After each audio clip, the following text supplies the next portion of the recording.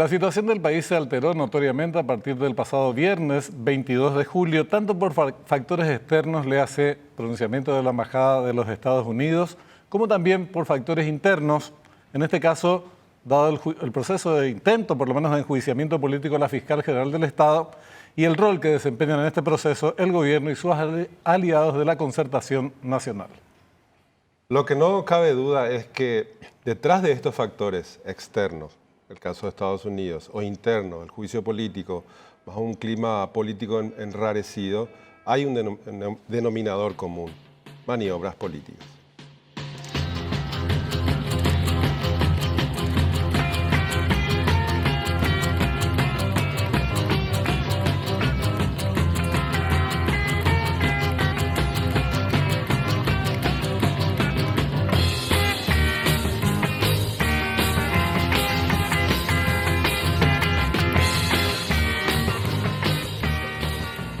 ¿Qué tal? ¿Cómo están? Tengan ustedes muy buenas noches. Bienvenidos a esta nueva edición de Fuego Cruzado. Hola Richard, ¿cómo estás? Muy bien, ¿cómo te va, Benjamín? Un placer de nuevo estar en esta noche aquí en Fuego Cruzado. Realmente una semana bastante intensa y también la que empieza mañana también se anticipa bastante fuerte, bastante dura, ¿verdad? A nivel político.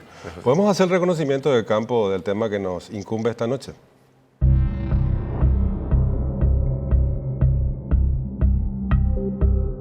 Anomía jurídica es un concepto que utilizan profesionales del derecho y cientistas sociales para referirse a la ausencia de la ley, su irrespeto o degradación. Es el imperio del vale todo, del ejercicio arbitrario del poder, haciendo primar, por ejemplo, los intereses político-electoralistas, así como las ansias desmedidas de poder por sobre la Constitución y las normas que garantizan los derechos de todo ciudadano. Es lo que viene sucediendo en nuestro país y que en los últimos días dio un salto, alterando la vida nacional y sembrando el germen de la desestabilización. Es, en definitiva, una definición que describe el grave retroceso que está en curso, poniendo en serio peligro el respeto a la voluntad popular y al sistema de libertades que conquistamos los paraguayos hace más de 3 décadas.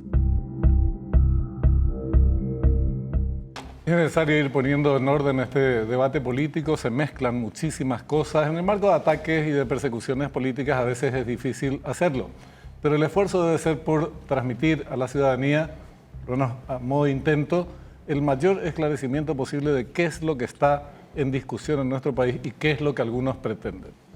Sin duda que sí, Benjamín, es clave, sobre todo porque entramos en una etapa bastante compleja, venimos de una situación difícil con la economía bastante golpeada y por el piso, que sin duda es la claridad que puedan tener los referentes a nivel político y en todos los ámbitos va a ser muy importante.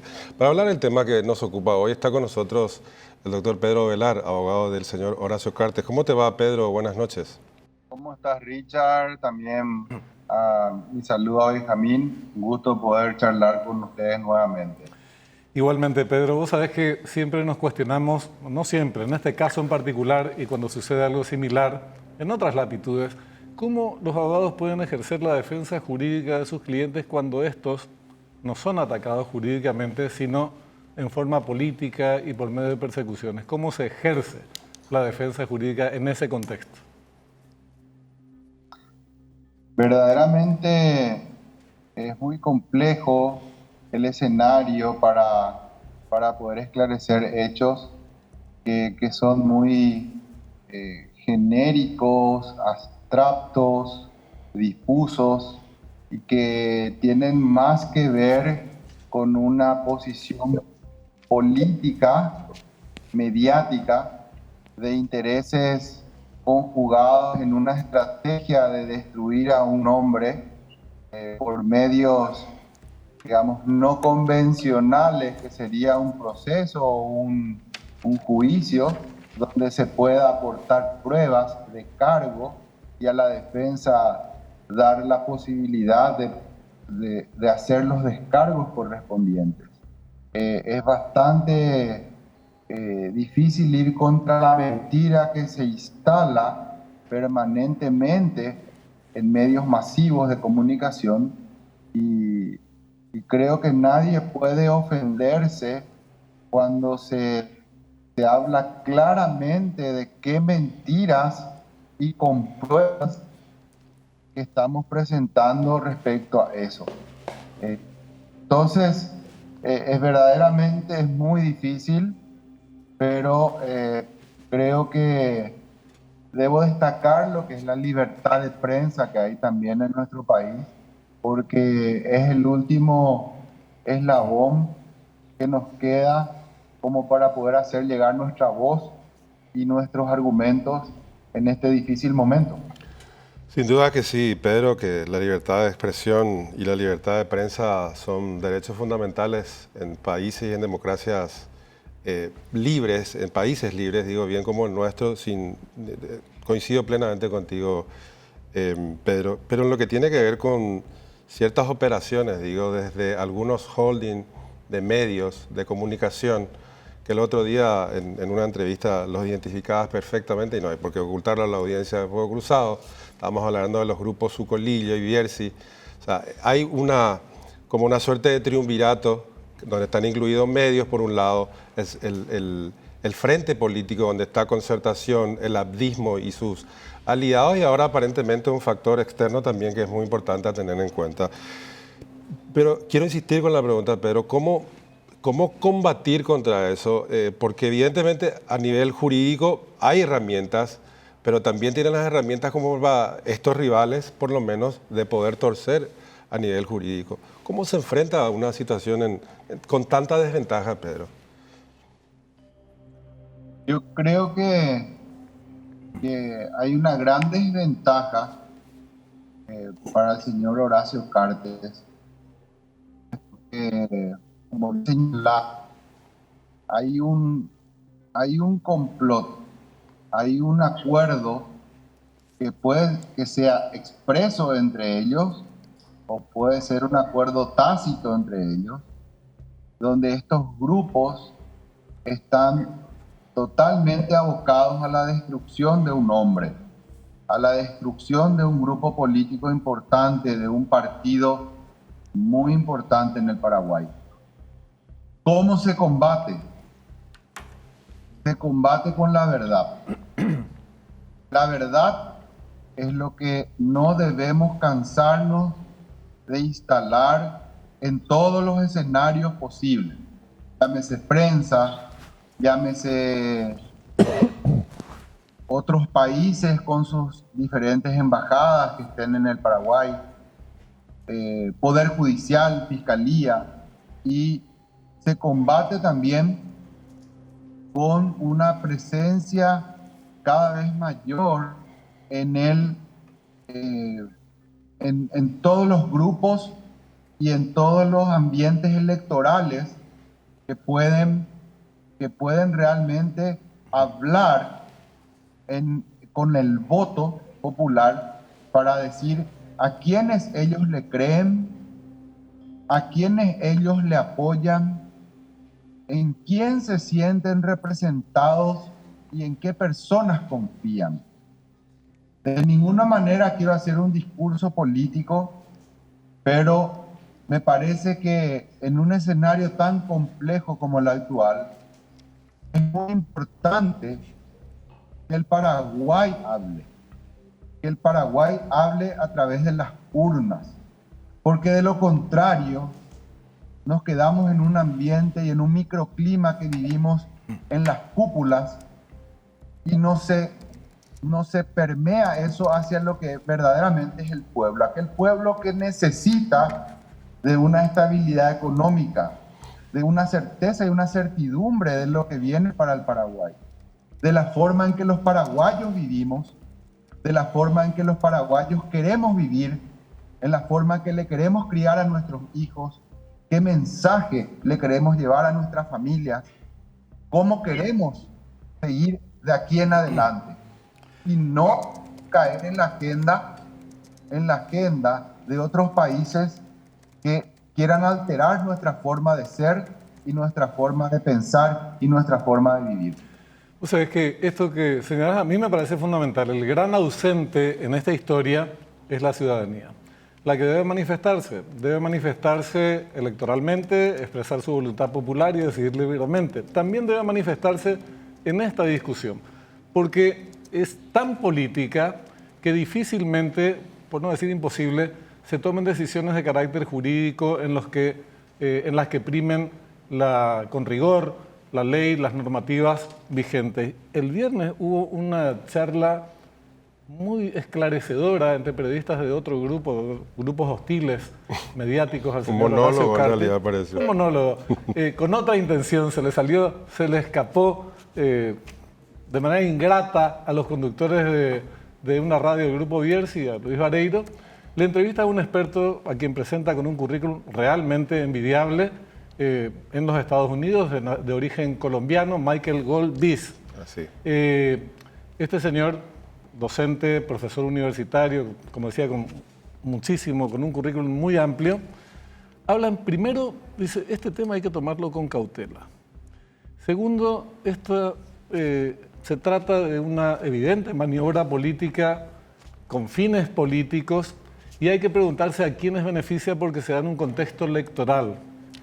Dice, entre medio señala, para la justicia de los Estados Unidos, este tema no existe. No hay ningún caso en la justicia de los Estados Unidos, una declaración de carácter político. Y encima desestabiliza al Paraguay.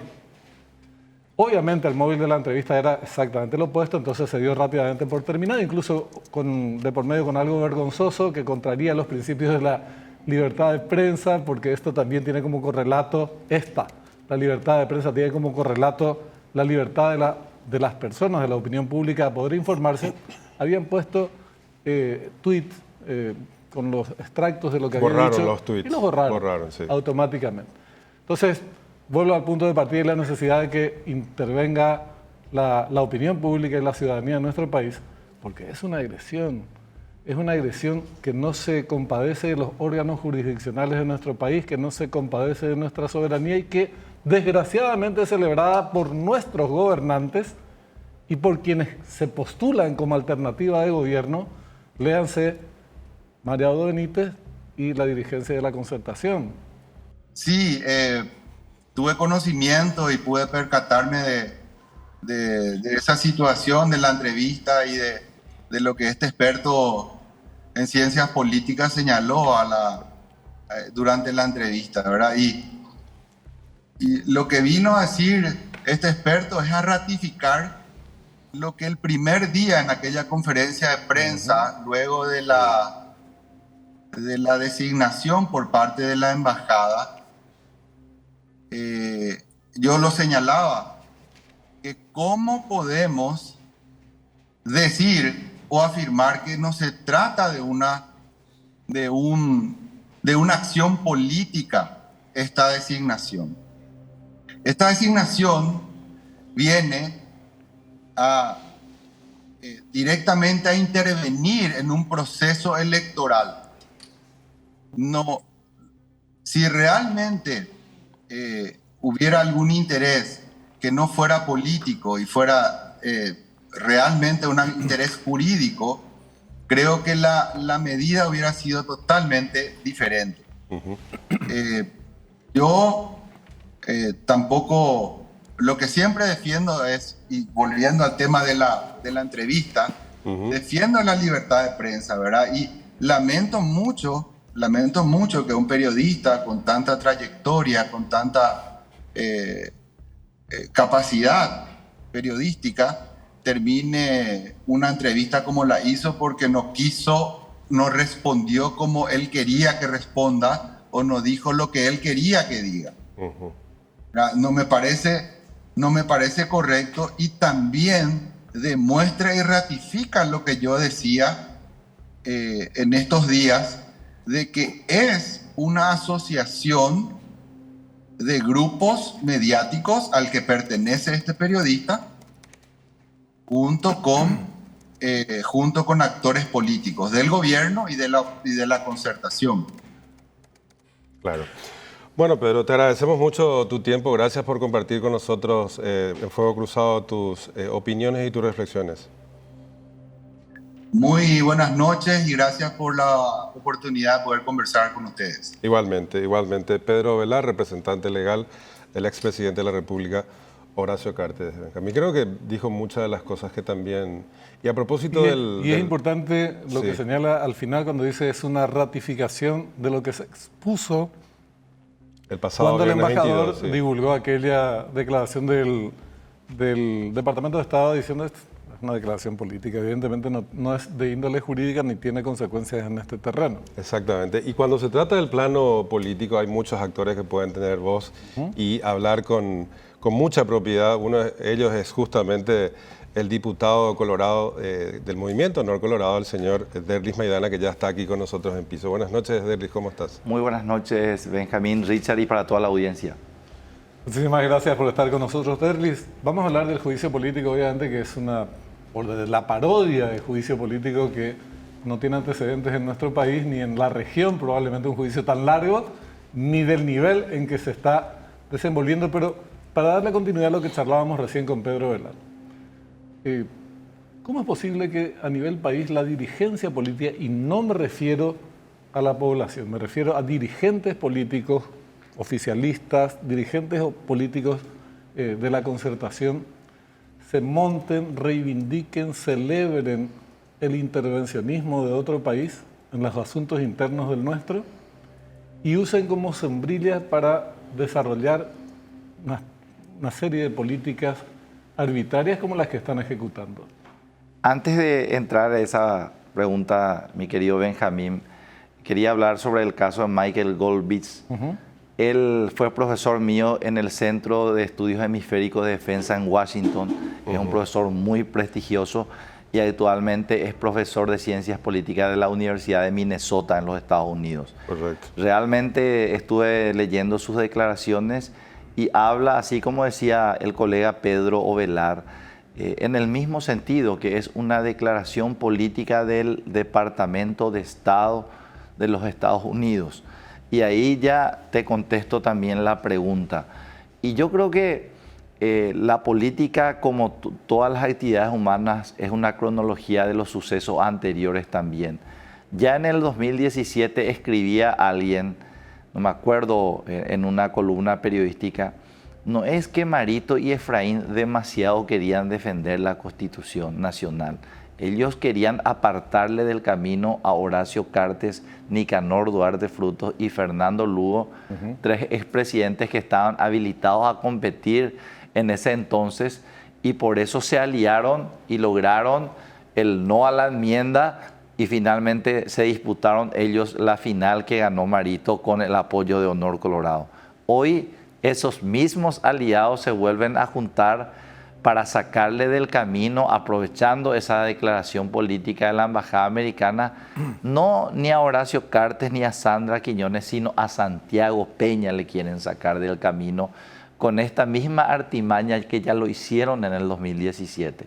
Entonces, nosotros jurídicamente desmontamos todas las acusaciones por parte previstas en el libelo, punto por punto estuvimos refutando, pero acá lo jurídico es lo que menos interesa, lastimosamente. Es una cuestión numérica y creo que hoy tenemos los votos necesarios para rechazar el juicio político. Sin embargo, somos presos de una mayoría circunstancial que va a votar. No le interesa que el país esté en vigilia, que hay miles de problemas sin resolver, pero esto se va a votar lastimosamente cuando ellos quieran, porque tienen una mayoría.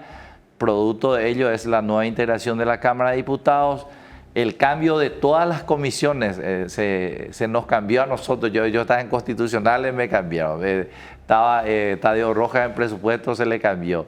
Estaba Pilar Medina en otra comisión. Todos fuimos sacados por esta nueva mayoría. Y son las reglas de la política, pero ellos mienten deliberadamente. Su libelo acusatorio no tiene realmente nada de contenido, sino simplemente ataques políticos. Y lo que queremos es pasar esta historia y, bueno, que se dirima las cuestiones políticas en las elecciones internas del Partido Colorado, por otra las elecciones internas de la Concertación y finalmente el 30 de abril del año próximo. A tu modo de ver, ya que mencionaste al profesor que estuvo contigo en Washington y impartió cátedra, Derlis, en relación a una de las preguntas que dejaba pendiente al inicio de la entrevista, bueno, monólogo en realidad porque le hizo una sola pregunta. Sí, no le gustó la respuesta y dio por terminada la entrevista. A los 10 minutos, por cierto. Pero interesante la exposición que hace Michael Goldbees en relación a que hay que tomar con cautela todas las designaciones que hace el Departamento de Estado, decía. Y uno de los puntos, una de las preguntas que queda pendiente y que quiero hacerte la voz entonces es la siguiente. Decía él, ¿a quién beneficia esta designación? Que tiene un carácter administrativo hoy, pero que tiene un efecto bastante fuerte en Paraguay, que no es un dato menor, decía, que está en plena campaña electoral, primero para las internas y el año que viene para las elecciones generales. ¿A quién beneficia esta declaración de Estados Unidos? Y esa pregunta políticamente yo creo que está aprovechando muy bien el señor Efraín Alegre, porque esta declaración de la embajada lo que hizo fue más polarizar y fracturar el Partido Colorado, más de lo que ya estaba luego fracturado a raíz de este conflicto interno entre estos dos movimientos y principalmente por un oficialismo que nunca reconoció que los 480.000 votos que le votaron a Santiago Peña luego trabajaron por él para la lista 1, le ayudamos en los 2 juicios políticos, en la aprobación de todos los préstamos, pero ellos siguen, su único chip es anti-honor colorado. Entonces, me parece que haciendo un juicio de valor, el señor Alegre está logrando realmente un rédito político importante de la mano de otros actores que se le prestan, el propio oficialismo colorado y el Tercer Espacio. Yo le dije, por ejemplo, a la colega Katia González, vos ya te hicieron ya descabalgar de tu candidatura presidencial, ahora sos funcional nuevamente al señor Alegre. Entonces, da pena como, y el propio colega diputado por Misiones, Hugo Capurro, dijo, Vacara, Ízaro Ñembretá, para venir a votar por posiciones que no queremos. O sea, la presión que ellos hacen sobre los diputados, que ellos mismos, ellos nomás creen que ni siquiera se manifestaron públicamente, la presión que hacen sobre ellos es realmente brutal. Como vos manifestás, es muy probable que hasta que no consigan los votos, no traten el tema. Nos decía días atrás el presidente de la Cámara que, sin embargo, mañana tratarían y definirían la cuestión. Veremos, ojalá que sea así.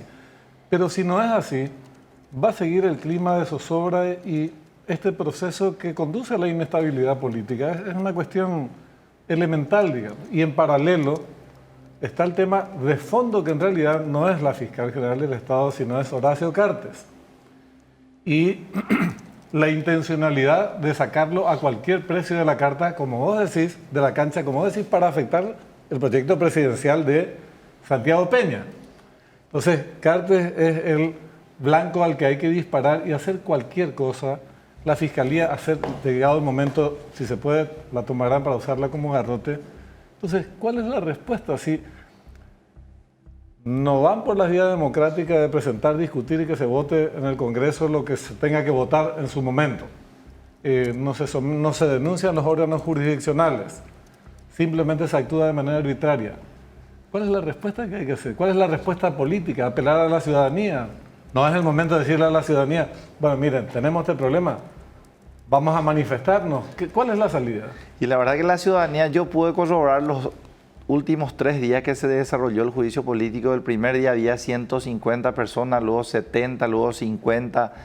Hay un desinterés total de una ciudadanía que percibe que esto es una cuestión política. Y esta convocatoria a la sesión extraordinaria que comenzó el domingo pasado se hizo menos de 24 horas después de la declaración del embajador americano. Pero cuando hay declaraciones, hay señales de apoyo a la señora Sandra Quiñones por parte de la DEA, el FBI, el Departamento de Justicia, el Departamento de Estado, Gafilat mismo. Entonces, no vale, solamente cuando ellos creen que se les beneficia políticamente, entonces usan como garrote político, pero creo que eso no va a alterar mucho el panorama político. Me estaban comentando algunos amigos de Itapúa que fue Juan Manuel Brunetti a una reunión en el sur de Itapúa y hablan todo es contraoración, ni una propuesta de gobierno de qué vamos a hacer por la reactivación económica, de cómo vamos a recuperar los empleos perdidos en pandemia, de cómo vamos a reducir el nivel de pobreza, qué hacemos con los camioneros. Entonces son debates que intencionalmente ellos están desviando, apostando todo sobre el tema del juicio político. Muy bien, vamos a recibir al diputado Jorge Ábalos Mariño, él es representante liberal ante la Cámara de Diputados por el departamento de Paraguarí. Diputado Ábalos Mariño, buenas noches. Sí, buenas noches, Benjamín, para Richard, y también un saludo especial ahí a mi estimado colega, que creo que está en forma presencial a las órdenes. Diputado, en relación, me permitís, Benjamín, en relación a justamente a esto que estamos conversando, el tema central es el juicio político, que mañana el cuarto intermedio se retoma en esta sesión especial que ya tuvo una sangría legislativa la semana pasada, o sea, toda la Cámara ocupándose de un tema netamente político que lamentablemente no se pudo concluir ni para bien ni para mal, dependiendo por supuesto del lado que uno lo observe. Esta indefinición, diputado, que mañana aparentemente, si no hay los votos, promete nuevamente extenderse, está creando como una suerte de inestabilidad, diputado, y queríamos saber si esto les interesa a los diputados de una buena vez resolverlo o no, o que el país se vea nomás, que se arregle el país como pueda. Bueno, primero que nada, Benjamín, yo creo que el Instituto del Juicio Político es una constitucional demasiado importante. Para mí, para mi gusto, todos los procesos de juicio político tendrían que ser así, o sea, en el sentido de que cada punto sea debatido, cada cuestionamiento, o sea, del nivel acusatorio, cada acusación sea debatido ampliamente y después poder llegar a una definición, ¿verdad? Que para cada parlamentario siente una postura, ¿verdad? Por ese lado, y no como normalmente nosotros veníamos haciendo, se presenta la acusación, moción de orden, cierre de debate, a votazo limpio, ¿verdad? Yo creo que por ese lado es importante, porque es bueno que la ciudadanía se entere también de cada una de las causales, de tal manera que ellos también pueda tener una opinión. Y yo he visto por lo menos por medio de cámara, yo que también hay directo la cantidad importante nunca antes de gente que están conectados y que están viendo el programa, por ejemplo. O sea, es de interés ciudadano y por lo tanto tiene que tomar todo el tiempo que sea necesario. Si se define el lunes o no tengo una respuesta. O sea, veremos qué pasa el lunes y se llega a desarrollar todos los puntos de la acusación y después a ver qué decisión se toma. Jorge, algunas cuestiones. Primero, la verdad, esta extensión que tiene el proceso de juicio político de la fiscal general, o el intento, no tiene antecedentes no solamente en nuestro país, en la región ni en el mundo. Los juicios políticos se desarrollan de otra manera, o los propuestas de juicio político se desarrollan de otra manera. Se hace la acusación de todos los cargos que se formulan, se hace el debate, cada quien debate lo que considera que es más relevante o no, y se procede a la votación. En todas partes del mundo se procede así. Pero yo creo que en este caso además tenemos que ser muy sinceros, porque la extensión obedece al tema de los votos, no al tema del conocimiento. Todos los temas que ustedes plantean, es el tercer intento sobre la base de los mismos temas. Durante años en nuestro país, en distintos momentos, son los temas más difundidos por algunos medios de comunicación, desde el Metrobús hasta otros. Entonces, no es un tema nuevo que hay que informarle a la gente. El problema se le llama votos, pero no se le puede tener al país en vilo a instituciones como el Ministerio Público semi-paralizado y con el riesgo de que se produzca un estado de mayor zozobra e inestabilidad en la República. Entonces tienen que dar un corte. Los argumentos de verdad, te digo, son sobre la necesidad de que se conozcan más. Ya conocemos desde hace años. Bueno, es un criterio. Yo creo que se va llevando bien, o sea, cada punto de la acusación se profundiza, se dan detalles. Coincido en que tal vez en algunos momentos se sale el tema. Yo eso mismo, inclusive le reclamé a los colegas de que debería centrarnos en el tema, ¿verdad? Pero también es inevitable porque cada colega tiene su autonomía, entonces de repente sucede eso. Ahora yo sigo coincidiendo que es un tema demasiado importante y que a medida que la Cámara pueda tomarse su tiempo, ¿verdad? Y que pueda presentar, por más que algunos temas ya son conocidos, de repente se profundiza, se da más detalle. Pero no discuten por eso, Jorge. Es la primera vez que se presenta Jorge, de esta manera. Celeste interviene para hablar de la sexualidad de algún diputado. Nosotros lo que pretendemos es darle más profundidad y que más detalles a la acusación. En eso fundamentalmente se basa la presentación y esa es la intención. Puede ser que 2 o 3 diputados se refieran a eso. Después se refieren a Horacio Cartes, a la sexualidad de algún diputado de sus hijos, se refieren a la capacidad de la matriz reproductiva de la fiscal. De repente, no es así, la verdad que no es así. Diputado, sí, ¿qué quería hacer? Sí, una última a propósito de lo que está mencionando Jorge Ábalos Mariño. Es importante que se debatan los puntos del nivel acusatorio, señala, pero en realidad es lo que está sucediendo, es lo que describía recién Benjamín. O sea, ante la presentación del punto de la acusación, viene o trata de venir un descargo y ahí ya empieza, digamos, el intercambio y agresiones personales, como por ejemplo decía esto, me parece el debate propiamente de muy baja categoría y bastante vulgar, como mencionaba también el ejemplo de Celeste Amarilla, que se refiere a la capacidad matriz o no de la fiscal general, que me parece un asunto que no tiene absolutamente nada que ver. Intolerable. Por eso te digo, acá no se está debatiendo absolutamente nada y cuando hay los votos se resuelve en un santiamén. Esto no está ocurriendo ahora, Deli. Así es, todos los puntos del libelo fueron rebatidos en su oportunidad. Para ir cerrando también, por ejemplo, el caso Rodrigo Quintana, que hicieron todo un show. Todos quienes hablamos, por supuesto, lamentamos la pérdida de una vida humana, como la de cualquier ciudadano que ha asaltado hoy día en cualquier negocio, cualquier despensa o en la vía pública. Pero el caso Rodrigo Quintana, por ejemplo, hay ya una audiencia preliminar contra este señor Florentín, que está acusado de homicidio doloso. Hay un problema de las querellas, la querella adhesiva del padre de Rodrigo Quintana y otra de la mamá de su hijo. Y mientras eso no se resuelva, no se puede llevar la audiencia preliminar. Eso no es culpa de la fiscal general del Estado, que asumió 11 meses después de que haya ocurrido el hecho de marzo del año 2017. Y así sucesivamente, el caso del Metrobús, que se demostró que no hubo daño patrimonial, que se devolvió todas las garantías, que el que quiso nomás hacer un show mediático en octubre del 2018 fue Arnoldo Vince, que no hubo nunca colaboración del intendente Mario Ferreiro de Asunción.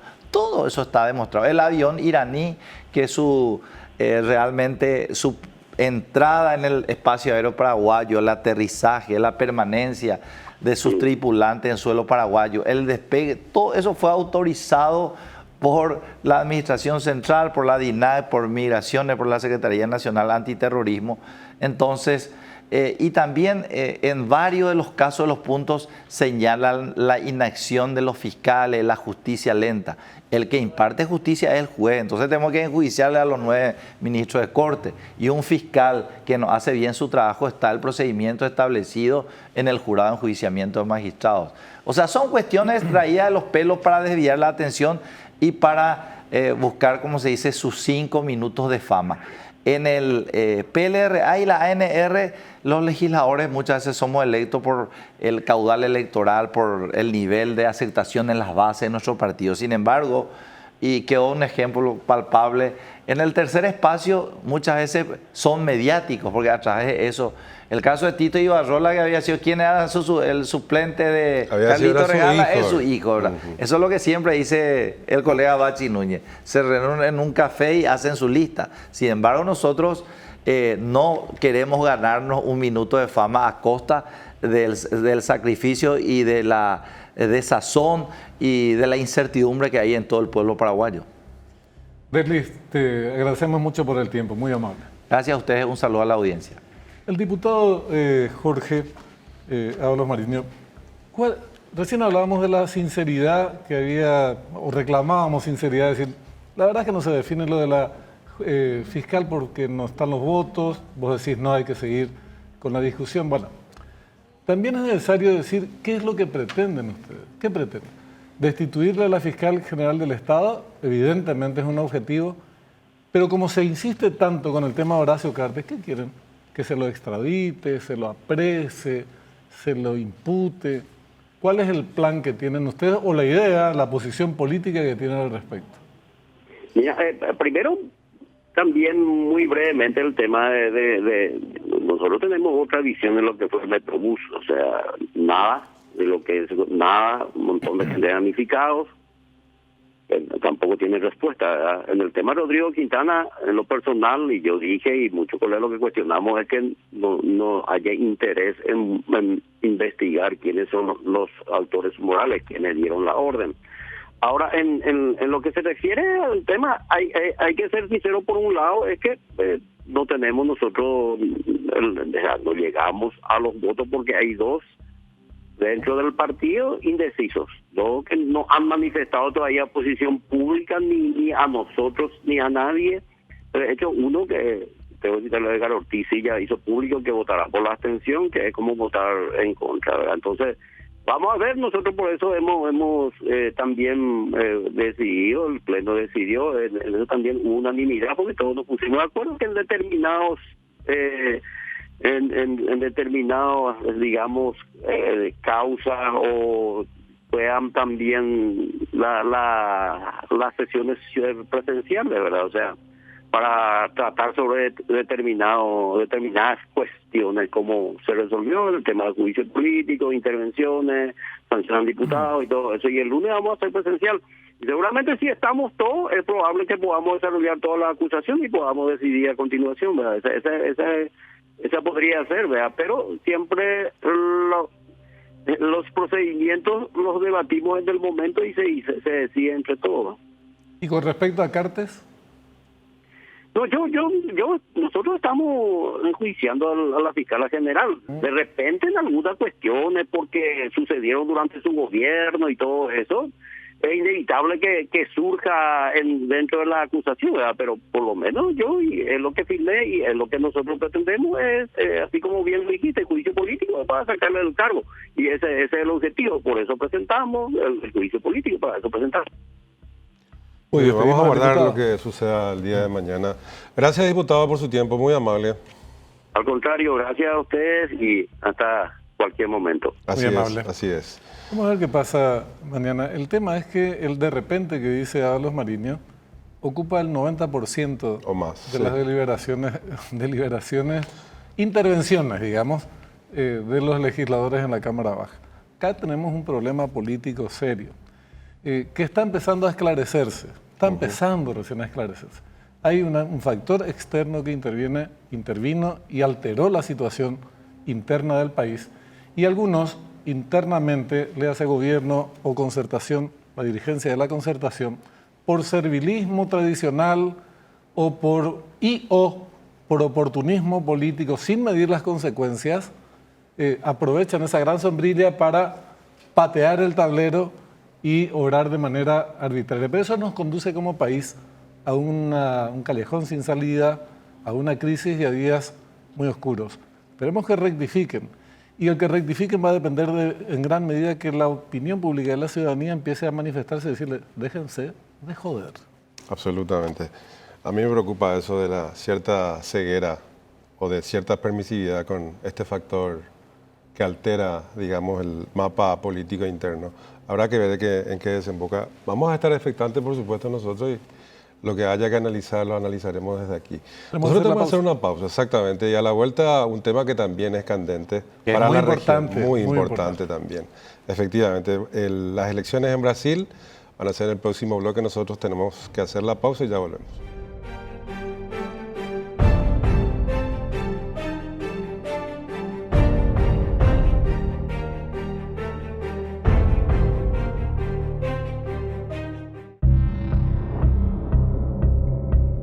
Octubre es un mes clave en el calendario electoral regional. Brasil, la mayor democracia de América Latina y el mayor accionista del Mercosur, elige a su presidente en una contienda que podría definirse entre Lula da Silva y Jair Bolsonaro. El desarrollo de la carrera presidencial brasileña se ha caracterizado por los permanentes ataques al sistema electoral del actual mandatario. Rezagado en las preferencias de voto, Bolsonaro apela a este recurso en lo que algunos analistas del vecino país ya consideran como un proceso golpista para revertir lo que parece inminente, su caída.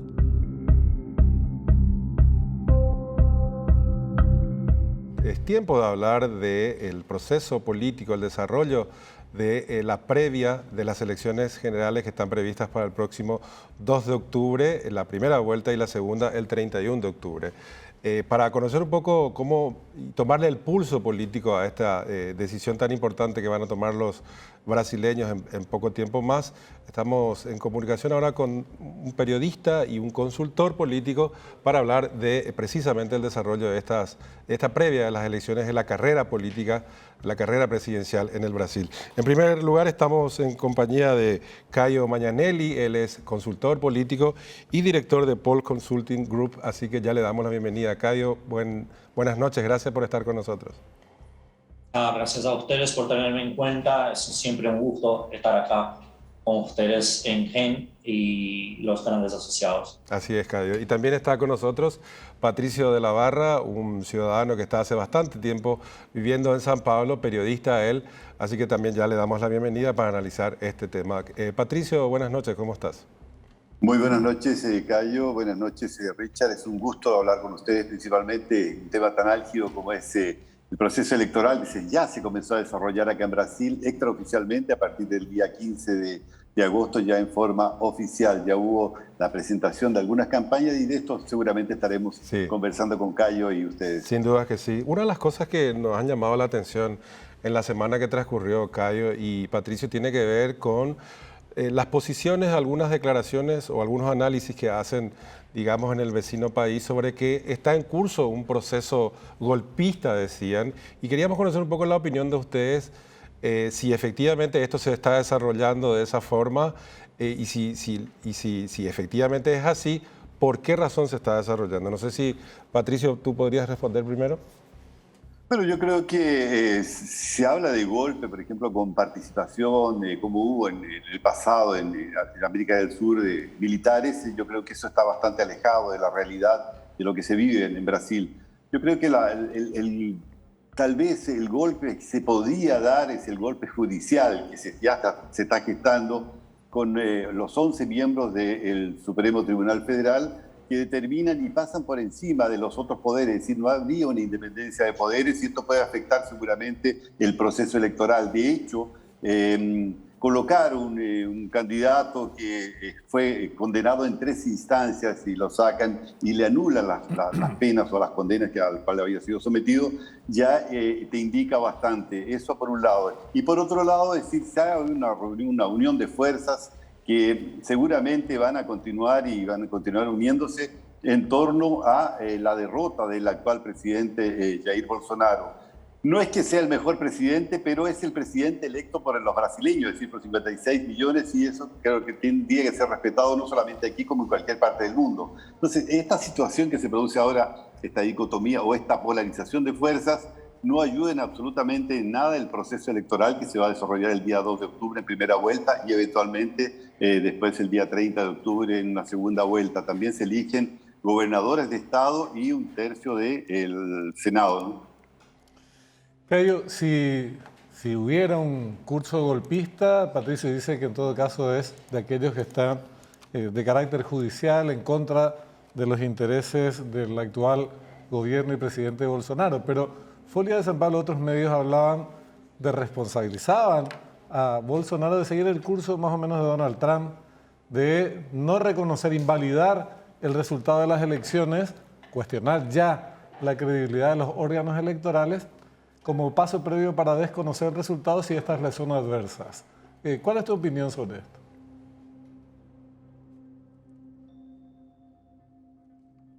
A ver, Caio me parece que no me escuchó. ¿Sí? No, yo sigo. Sí. Bueno, lo que Lo que se puede decir es que de hecho hay una postura de negacionismo en relación a todo de este gobierno. Es desde la vacuna hasta la idea de COVID, incluso de los resultados electorales. Bolsonaro intenta más de una vez desmoralizar el proceso electoral brasileño, que le llevó incluso a la presidencia de la República. Entonces, y el peor es que es una persona que no tiene pruebas de lo que está hablando. Entonces, en el sentido de que enseña un golpe, quien enseña el golpe está ahí, Bolsonaro, que siempre está negando las instituciones brasileñas. Es básicamente un gobierno, como se está mirando, como se miró otros gobiernos en otros países, un gobierno que niega las instituciones ya establecidas, las instituciones ya credibilizadas del Estado brasileño, y esto obviamente genera ruido en las redes sociales, por un lado, porque su gente es bastante ruidosa, y obviamente genera un impacto en la opinión pública, y ahí opinión pública, no el periodismo, pero sí la opinión de la gente en general, genera un cierto impacto no positivo, porque ya tenemos por natural que la gente en nuestros países poco desarrollados tengan una tendencia a negar o a desprestigiar las instituciones. Porque las instituciones, de hecho, le fallan. Y ahí cuando tú tienes una institución como la Presidencia de la República empezando su mandato, peleando con todas las otras instituciones, lo que vos tienes es solo un agrandamiento de este alejamiento de la gente de la política, una especie de crecimiento de la insatisfacción con todas las instituciones en general. Entonces, sí existe en la mente insana del actual presidente una idea de que él puede venir a tener apoyo de las Fuerzas Armadas. Hace poco, en esta semana, las Fuerzas Armadas se pronunciaron de manera bastante colectiva. Un grupo de militares se dejó muy claro que no es la mayoría de las Fuerzas Armadas que están al lado de las insanidades del presidente, tales como esta noticia de que el sistema electoral es fallo y el sistema electoral produjo fraudes, lo que sí puede ser posible de hecho, pero no hay pruebas para tal. Y esto, Bolsonaro deja de ir a la cumbre de Mercosur por temas electorales, Entonces, deja de ir a la cumbre de Mercosur para hacer una reunión con los embajadores para decir lo mismo que ya ha dicho hace 2 años, hace un año, en 2021 ya lo tenía dicho, que sobre el sistema electoral, y la propia Policía Federal dejó claro que no había irregularidades en el sistema. Claro. Él vuelve a repetir esto para embajadores de afuera y deja de ir a la cumbre por, qué sé yo, por una agenda que sea electorera, o mismo porque quería mirar el juego del Flamengo que se sucedía acá en Brasilia. Así que me parece que es una persona que no tiene condiciones de gobernar. Entonces, obvio, como ya pasó no solo en Brasil, pero en otros países, hay una movida por el impedimento. Hay una movida que pide el impeachment de Bolsonaro, no es de hoy, y cada día se empieza a quedar más intenso. Esto ya pasó, obviamente. Ya pasó en Ecuador, ahora mismo estamos pasando por un proceso de muerte cruzada que se suspendió, pero se iba al fin y al cabo. Ya pasó en Brasil, ya se hizo el impeachment de Dilma, se hizo el impeachment de Collor. Entonces, nada más legítimo, obviamente, que la Suprema Corte hacer el papel que tiene constitucional, que es hacer la mediación de las insatisfacciones que hay en relación al gobierno nacional con sus incertidumbres y con los otros poderes. Estamos viviendo en una plena democracia, por más que tengamos un presidente que todo el día piensa en una manera de golpear el propio Estado brasileño. Justamente, creo que coincidimos todos los 4 en esta noche, Cayo y Patricio, que evidentemente el pueblo tiene las herramientas de poder legitimar este proceso o no. Tiene el acceso al voto el próximo 2 de octubre y evidentemente lo va a utilizar. Que se quiera enturbiar el proceso de manera anticipada, y que no es solamente en este año 2022 donde hemos visto cosas inusuales e inauditas, como por ejemplo que los militares puedan certificar, digamos, el escrutinio, me parece un retroceso enorme para la institucionalidad del Brasil, que no entiendo cómo es el discurso oficialista hoy pueda sostener algo que es inevitablemente en las democracias bien constituidas y cuyas instituciones son fortalecidas. Cada día, Patricio, entiendo que esto realmente es un camino previo a esto de que podría producirse un golpe, pero como decía Patricio, un golpe a nivel judicial. No es un dato menor por el hecho de que estamos hablando de la mayor democracia americana o latinoamericana, estamos hablando del principal accionista del Mercosur y estamos hablando de la octava economía más grande del mundo. ¿Cómo se legitima todos estos procesos que vienen a partir de ahora? No sé si Patricio puede responder eso. Sí, mira, en principio me gustaría aclarar algunas cosas que Cayo dice. Primero, Sí, que yo creo que adelante. es una falta de respeto tremenda llamar de débil mental a un presidente de la República que fue electo por 56 millones de personas y que podría incluso eventualmente haber sido electo en primera vuelta. Un hombre que sufrió un atentado, incluso todavía no ha sido aclarado de quién es el mandante del atentado, pero hay abogados incluso que defienden, están defendiendo a Delio Obispo, que es el autor del atentado, y diciendo que está siendo pago por empresas de comunicación, es decir, habla claramente de empresas de televisión que están en estos momentos sustentando a estos abogados que defienden a Delio Obispo. Bueno, eso es por una parte. Pero la otra, creo que es una falta de respeto para esos 56 millones de brasileños que decidieron sacar al Partido de los Trabajadores después de 14 años porque había incompetencia por un lado y corrupción, una corrupción nunca vista en ninguna parte del mundo, es decir,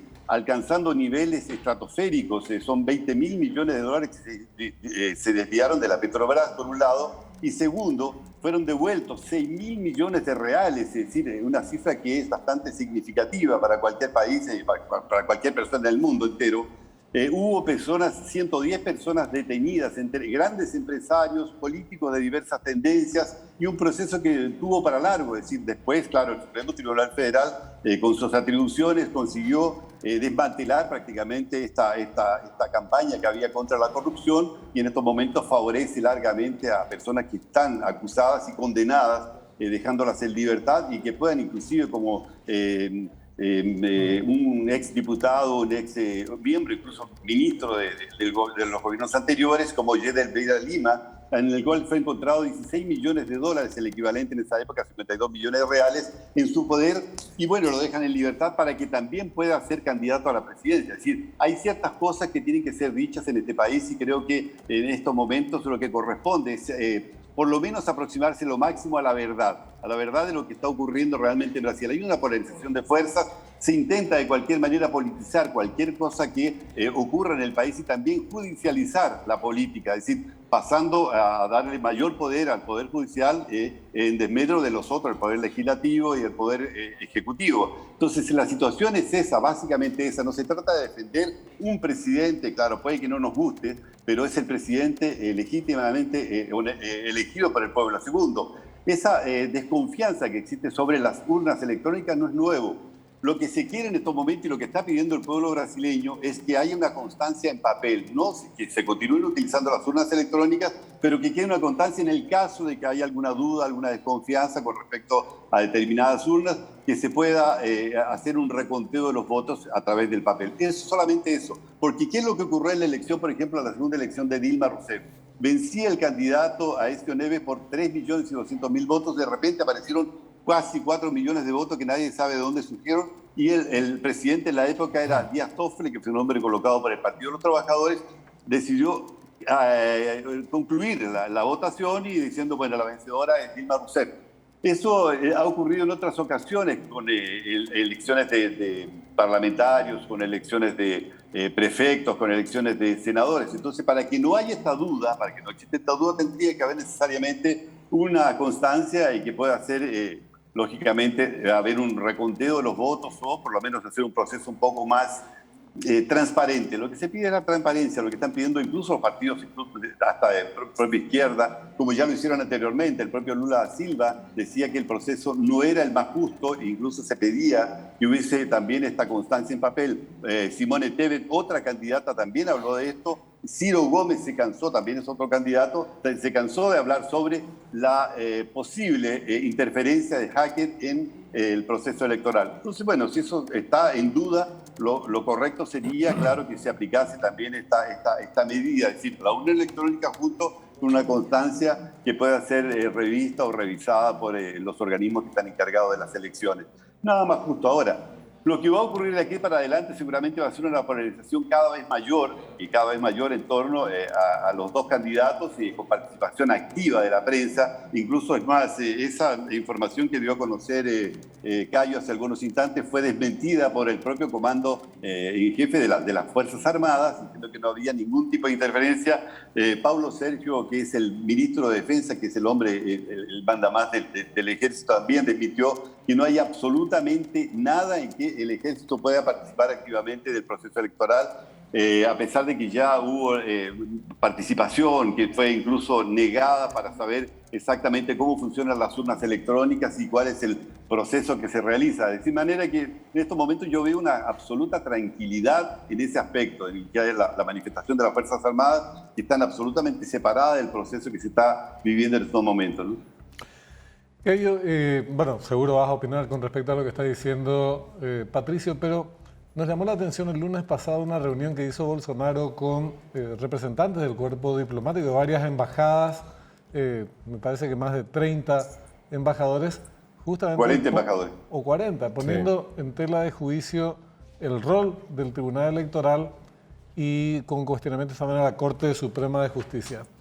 Entonces, ¿cuál es el significado? A miembros, de esto? perdón, te corrijo, es a miembros, no solamente, él no ha ido nunca contra las instituciones, eso hay que dejarlo claro, ha ido contra personas que están ocupando en estos momentos cargos de relevancia, como son ministros de la Corte Suprema, que fueron colocados 8 de ellos en los gobiernos anteriores. 2 de ellos fueron colocados por Jair Bolsonaro y también podría prestarse para algún tipo de duda la acción que puedan tener ellos dentro del Supremo Tribunal Federal. Pero los partidos políticos, las personas que componen los partidos políticos nunca han ido contra las instituciones, han ido contra las personas que están ocupando ese cargo, por ejemplo, contra Jair Bolsonaro, que es el encargado del Ejecutivo, contra los ministros, algunos ministros y significados, incluso colocados con nombres y apellidos, y también contra los presidentes en estos momentos de la Cámara Baja. Está bien, Patricio, está bien, pero lo que pasa es, mi pregunta es, no es parte, quiero que también me conteste Cayo, sino es parte de una estrategia para no reconocer el resultado de las elecciones. En caso de una derrota, hablar de fraude, justificar así el desconocimiento justamente a las instituciones, no solamente la crítica a tal o cual juez electoral o ministro de Corte. ¿Vos qué decís, Cayo? No, es que está claro que este gobierno no tiene gobierno, y por no tener gobierno lo que busca es un enemigo único. Esta es una estrategia clásica de la propaganda política nazista, incluso cuando eligió a los judíos como sus enemigos únicos, del enemigo de la sociedad alemana. Y ahí lo que hace el gobierno Bolsonaro con todo su aparato financiado por empresas que no sabemos cuáles son, y vía internet, vía burbujas de WhatsApp, es justamente incitar a la gente en contra a la Suprema Corte. Y tuvimos movimentaciones, tuvimos movidas de gente que apoya a Bolsonaro, que se fueron a la frente de la Suprema Corte para atacar a la Suprema Corte. Bueno, es interesante. Primero, vamos por atrás para frente. Se habló sobre el cambio y el recambio de ministros, lo que llamamos de ministros acá de la Suprema Corte, que son estos juristas, magistrados, que ocupan la Suprema Corte. Nuestro diseño, nuestro dibujo institucional, él es bastante fuerte, en el sentido de que vos, para cambiar la gente en la Suprema Corte, tardas muchos años. Quiere decir, hay ministros que estamos hablando del primer mandato de Lula, y esto cuando no tenemos ministros, quizás haya ministro del gobierno que fue indicado en Cardoso. Hay un ministro, que es el ministro el ministro que Bolsonaro ataca tanto, es el Alexandre Moraes, que es el ministro que quien indicó fue Temer, no fue Lula ni Dilma. A ver, si hablamos de golpe jurídico, entonces podríamos decir que el golpe jurídico que produció la Lavallato para sacar Lula de la competencia electoral de 2018 también fue un golpe jurídico que se gestó. Entonces, y se gestó por un señor que se convirtió en ministro de Bolsonaro después. Entonces, no hay nada más político o nada más fuerte de judicialización política que lo que el propio gobierno Bolsonaro está promocionando. Yo no sé, Patricio, pero nosotros en Brasil, yo sé que Patricio es de afuera, desde Chile, no sé si está acostumbrado con Brasil, pero nosotros en Brasil y en Paraguay no tenemos mucho miedo de hablar mal de nuestros presidentes ni reconocer sus incapacidades mentales. Así que me parece que hay una cuestión ahí de defensa insostenible de un gobierno que no tiene defensa. Otra cosa que es importante dejar claro, que Patricio habló, es que primero que el pueblo brasileño no pide el voto impreso. Si hay una de las cosas que la sociedad brasileña tiene de más legítima para ellos, que más le agradó en términos electorales, es la institución del voto electrónico. No hay país en el mundo donde se saca tan rápido el resultado electoral. Y si el pueblo no tuviera, no le gustara el voto electrónico, los resultados de la urna electrónica como está en Brasil, ya teníamos pasado lo que pasó en Ecuador más 4 veces por lo menos, cuando la gente dominó el palacio y sacó el presidente. Acá no. Entonces estamos muy cómodos. El pueblo brasileño tiene muy cómodo su sistema electoral, no pide nada de verdad. Lo que pide, quien pide es una burbuja ruidosa. Existe sí críticas bastante pensadas por cientistas de datos sobre las condiciones de registro o no registro del voto. Y de hecho estoy de acuerdo con Patricio, falta un voto registrado de manera física, pero el pueblo brasileño, para el pueblo brasileño no le importa, estamos resatisfechos. Claro, porque él mismo, Cayo, el mismo sistema. Es decir que los votos de Dilma, que se presentó 4 millones después no se presentó y después, esto es fake news, perdón, pero esto es fake news. Y esta es la fake news que nuestro presidente debilitado está difusionando y pasó difusionando justamente en este lunes cuando reunió los embajadores y representantes del gobierno. Porque esto, mira, este dato sobre los votos que se presentaron en cierto momento y después se unieron y después se presentaron, este dato que es una fake news, ya fue desmentido, este hecho ya fue desmentido por la propia Policía Federal en 2021. Así que tenemos que dejar muy claro acá dónde está el intento golpista y dónde se manejan las fuerzas. Si vamos a hablar de un golpe jurídico, estamos hablando que Lula entonces sufrió un golpe jurídico por la mano de Sergio Moro, que hace poco era ministro de Bolsonaro. Así que ponemos las cosas también un poco equilibradas. No podemos defender un gobierno que se negó y que sigue atacando instituciones que son instituciones democráticas. La regla del juego es dado por el sistema judicial, así el pacto democrático funciona. No sé si va a responder Patricio, pero quiero agregar nomás algo. Este mismo sistema electoral que se viene empleando hace muchísimos tiempos y en muchas elecciones, lo que le ha permitido incluso a Bolsonaro ser electo no solamente para presidente, sino también para diputados. Es decir, ¿por qué poner hoy en duda un sistema que es aceptado por los brasileños y que es, por supuesto, tiene una transparencia relativamente aceptable, Cayo o Patricio, no sé quién puede responder esto? ¿Por qué cambiar ahora esa regla? Acá en Brasil, sí. Perdón. La transparencia del sistema existe, como está abierto. Nosotros siempre, yo hago parte de la Asociación Brasileña de Consultores Políticos, también siempre fuimos muy críticos a la falta de registro físico del voto. Pero existe un procedimiento, el código es abierto, está re claro cómo funciona la máquina del conteo y obviamente que existen sesgos en el sistema, pero estos sesgos tienen que ser producidos por una mecánica mucho más difícil de lo que fue la mecánica anterior, que era la mecánica de compra de voto en la mesa de votación, en la mesa de conteo. En el caso de hoy, no hay cómo hacer más esta compra de voto. Hay de manipular todo un sistema que no logra alcanzar el nivel de desvío que el voto electrónico actual brasileño tiene, no logra alcanzar el cambio de resultados de una elección presidencial. Perdón, Patricio. Patricio. Sí. No, la verdad es que llama la atención un poco la vehemencia con que Cayo defiende a un hombre que fue procesado no solamente por un juez, no fue solamente Sergio Moro quien condenó a Lula da Silva, fueron varios jueces en primera instancia, segunda instancia, tercera instancia, y fueron rechazados varios habeas corpus que fueron presentados. Es decir, no fue una persona, la persona de Sergio Moro, porque incluso en el último proceso actuó una jueza, Gerard es el apellido de ella, que condenó a Lula y lo condenaron en primera instancia a 8 años y medio. Y la segunda turma, que es la del Tribunal Regional Federal en Porto Alegre, con 3 jueces en forma unánime, lo condenaron a 12 años y medio de cárcel.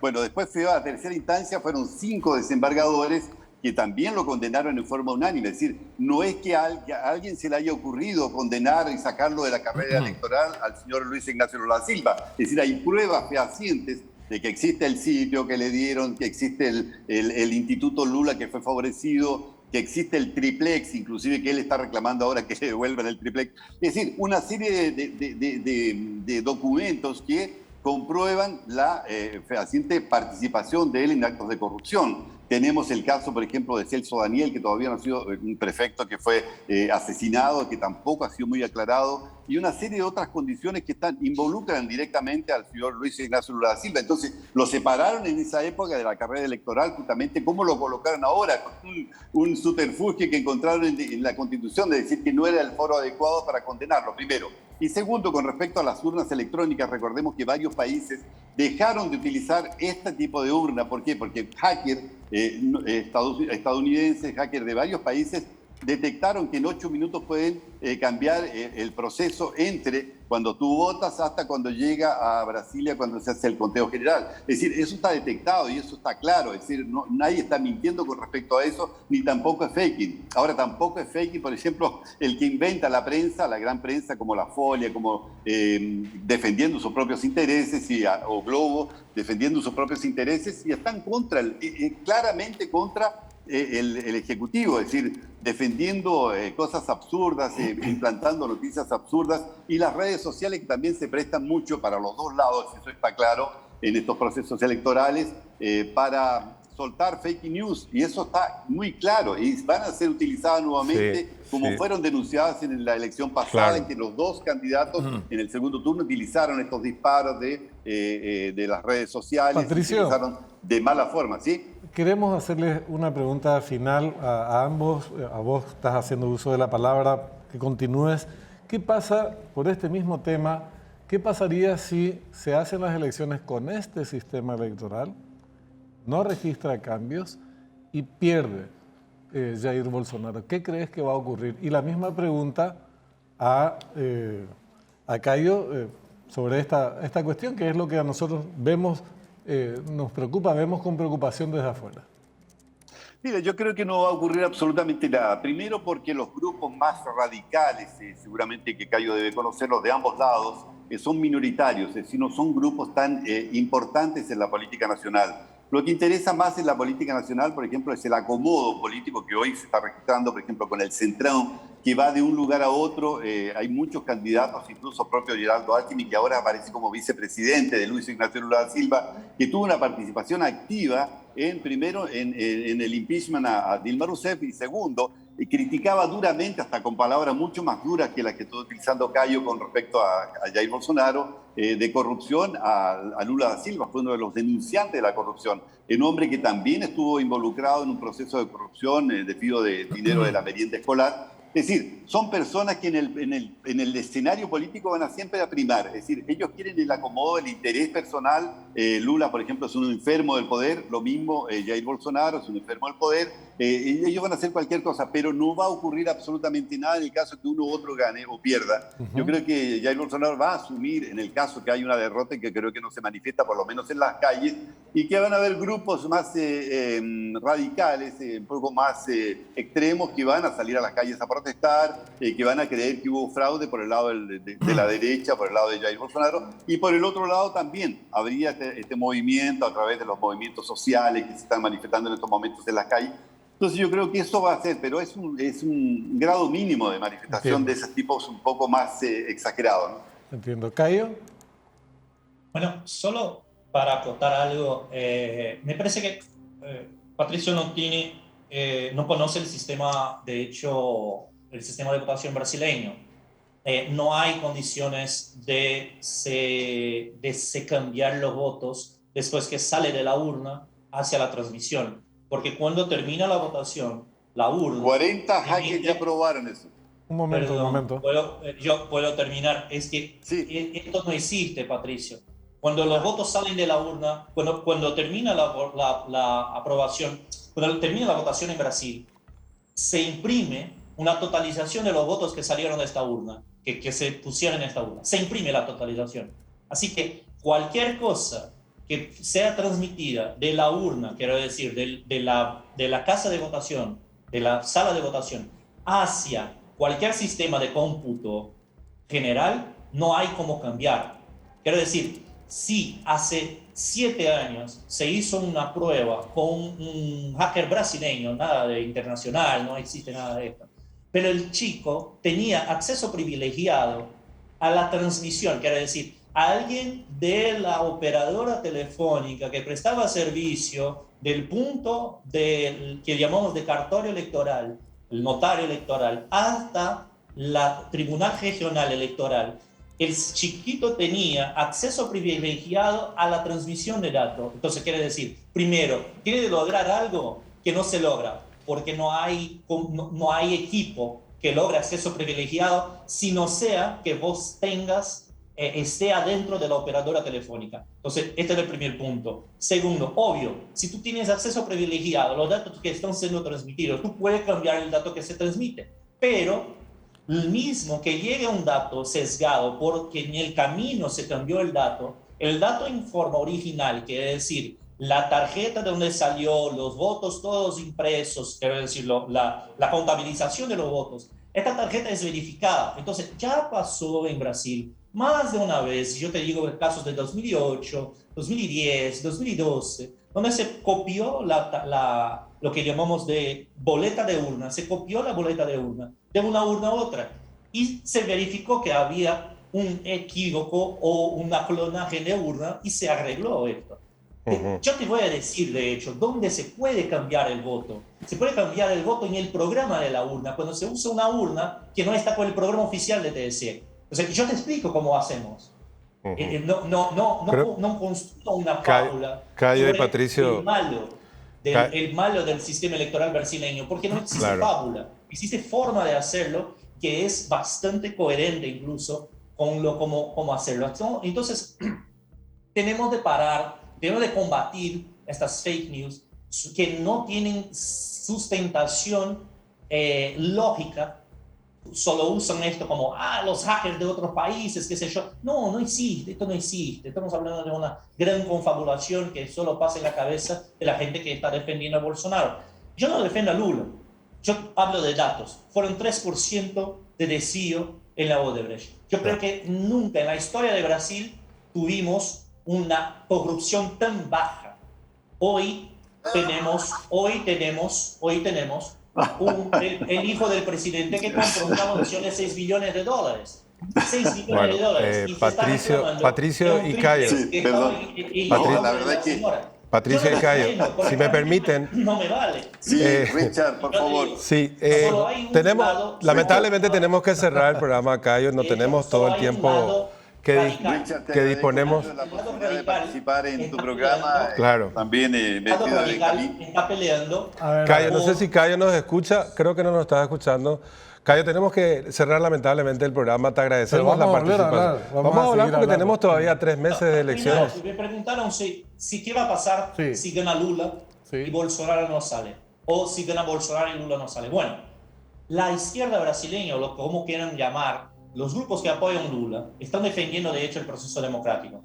Entonces están buscando de hecho la participación. Si gana Bolsonaro, posiblemente no hay radicales que van a moverse para sacar a Bolsonaro.